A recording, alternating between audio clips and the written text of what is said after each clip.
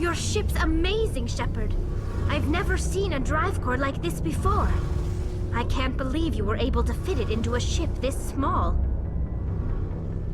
I'm starting to understand why you humans have been so successful. I had no idea Alliance vessels were so advanced. The Normandy's a prototype. Cutting-edge technology. A month ago, I was patching a makeshift fuel line into a converted tug ship in the flotilla. Now, I'm sitting on board one of the most advanced vessels in Citadel space. I have to thank you again for bringing me along. Traveling on a vessel like this is a dream come true for me. I had no idea you found ship technology so interesting. It comes with being a Quarian. The migrant fleet is the key to the survival of my people. Ships are our most valuable resource.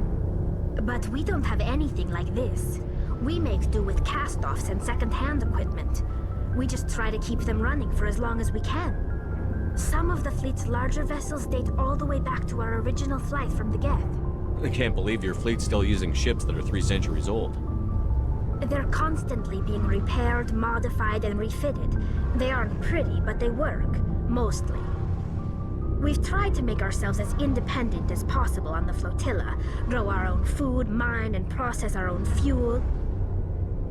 But some things we just can't make on our own. A patch to maintain the hull integrity requires raw materials we just don't have. That's why our pilgrimages are so important.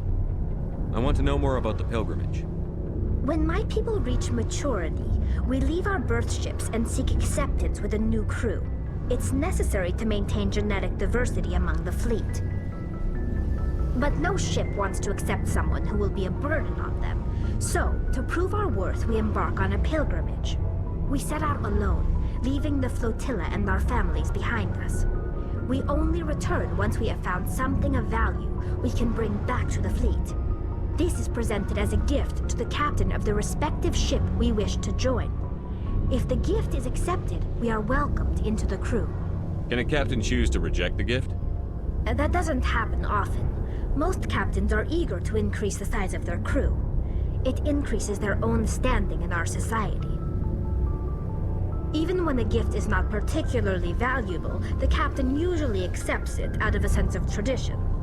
However, there is a stigma to presenting a substandard gift. It's not the best way to make a good impression on a new community. Most pilgrims don't return until they find something worthwhile. I can't believe they just send you off alone. It's not like they just cast us out. Before we leave, we are given lessons in how to survive outside the flotilla, and given gifts to help us on our journey. We also receive implants to fight off sickness and disease. Generations of living in an isolated and highly controlled environment have left our immune systems weaker than most. By the time we leave the fleet, we are well equipped for the pilgrimage. This is a rite of passage for all Quarians. If it were dangerous, our numbers would suffer. Virtually every pilgrimage ends with a triumphant return and the ritual presentation of the gift to one of the fleet's captains. I want to talk about something else. Like what? Tell me about your people. Our lives aren't easy. Resources are scarce, and we are constantly on the move. Everything we do must in some way contribute to the continuation of the migrant fleet.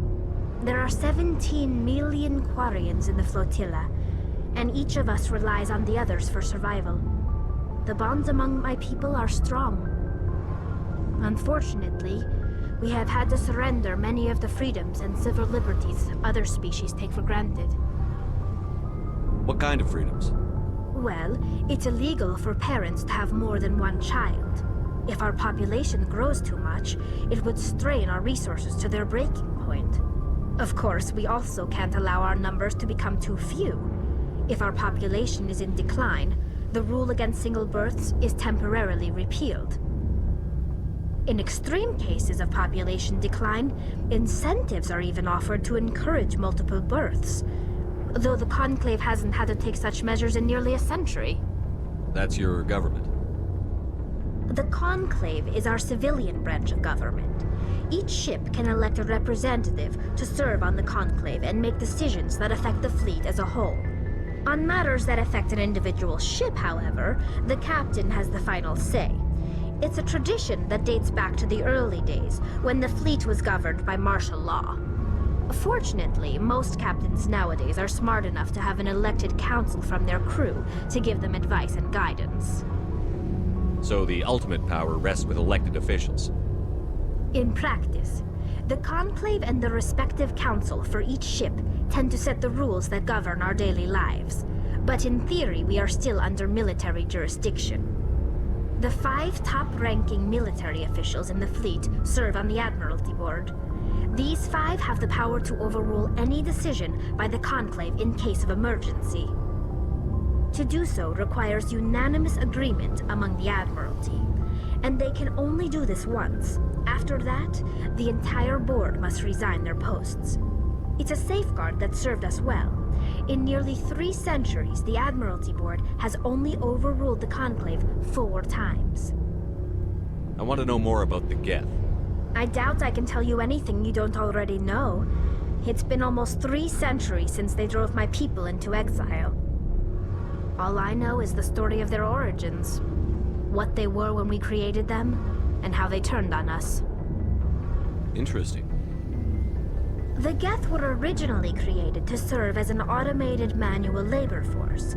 Initially, their intelligence was as limited as any VI.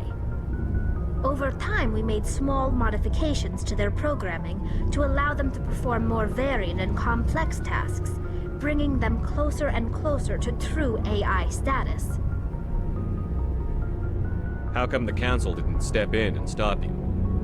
This wasn't true AI research. We may have been skirting the bounds of the law, but we never did anything that was actually illegal. The changes were so insignificant, so gradual, that we were able to control them. Or so we thought. But one thing we underestimated was the power of the neural network. A million Geth thinking simultaneously created an inherently unstable matrix. So, the Geth share brain power? Many of the Geth's logic systems were designed to work in concert with other nearby Geth. Basically, the more of them you have in a group, the smarter they are. So there's some sort of group consciousness? No, nothing like that. They cannot share sensory data or information. Their programming cannot handle that much simultaneous input. Each Geth maintains an individual awareness and identity. The neural network only operates on a process-based level. It's basically the synthetic equivalent of a subconscious.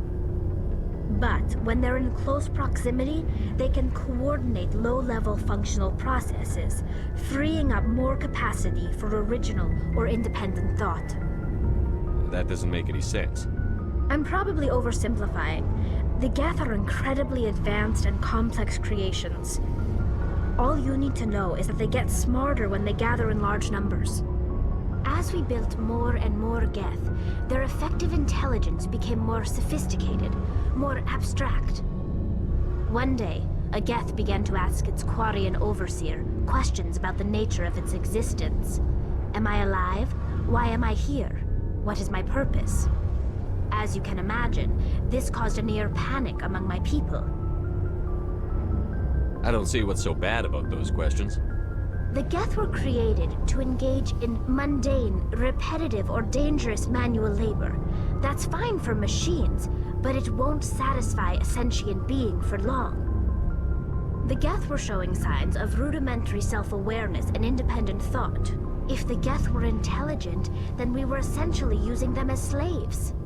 It was inevitable the newly sentient Geth would rebel against their situation. We knew they would rise up against us, so we acted first. A general order went out across all Quarian-controlled systems to permanently deactivate all Geth. The Geth responded to this order violently. You can't blame them for fighting for their survival. We had no other choice. The Geth were already on the verge of revolution. By acting quickly, we had a chance to end the war before it began. The hope was that most of the Geth would still be little more than machines, incapable of organized resistance. But they had progressed much further than anyone anticipated. The war was long and bloody.